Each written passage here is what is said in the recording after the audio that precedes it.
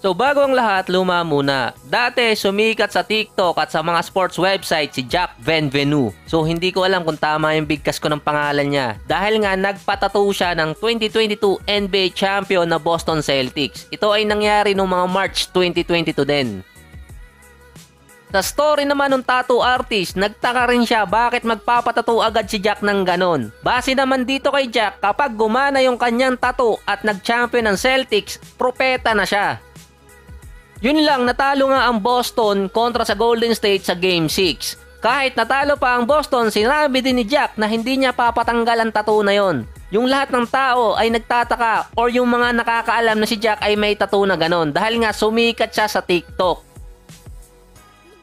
Nung kasagsagan ng NBA Finals, yung iba mga content creator ay nasasama na nga doon si Jack, lalo na kay Fake Clay. Base pa dito kay Jack, nung natalo nga sa Game 6 ang Boston, nagkaroon siya ng worst at best moment sa kanyang buhay. High school pa lang kasi itong si Jack at kakagraduate nga lang nung nakaraang summer. So mahal din yung laser treatment o removal ng tattoo na at least $4,000 depende sa tema or laki ng tattoo na yon. Merong average naman na $423. Mismong sinabi ni Jack sa The Athletics, hindi niya papalitan yung tattoo niya or papatanggal. Ang gagawin lang niya, papalitan lang niya yung isang number doon, yung number 2. Gagawin niyang number 3 hanggang umabot ata ng number 9. Ang Boston naman ang isa sa mga top team ngayon sa East at si Jason Tatum din ang isa sa mga MVP early candidate. 2 years or 2 taon na rookie head coach ang humawak sa team na ngayon ay tuloy pa rin ang run nila since NBA Finals. So hindi pa kompleto talaga ang lineup ngayon ng Celtics dahil wala pa si Time Lord. May game ngayon ng Boston kontra sa Sacramento. Ongoing pa yon habang ginagawa ko ang video na to. Ang dalawang teams na yan ang number 1 at number 2 offensive team sa buong NBA. Kasama naman ang Boston sa top 15 bilang defensive team. So medyo balanse talaga ang Boston ngayon. Sa last game ng Boston, ang nakakalaban nila Dallas, ang number 1 defensive team sa NBA. Meron silang average na 106 points allowed.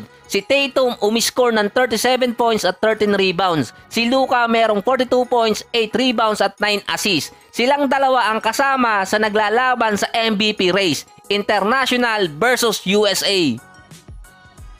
Isa pa dyan, bago magsimula yung laban ng Celtics at itong Sacramento Kings, 4 na talo ng Boston ay 2 teams lang ang nakakagawa sa kanila nun, ang Bulls at Cavaliers. Sa December naman ay mahirap ang schedule nila dahil nga road games ang karamihan doon. 6 mula December 5 hanggang December 14.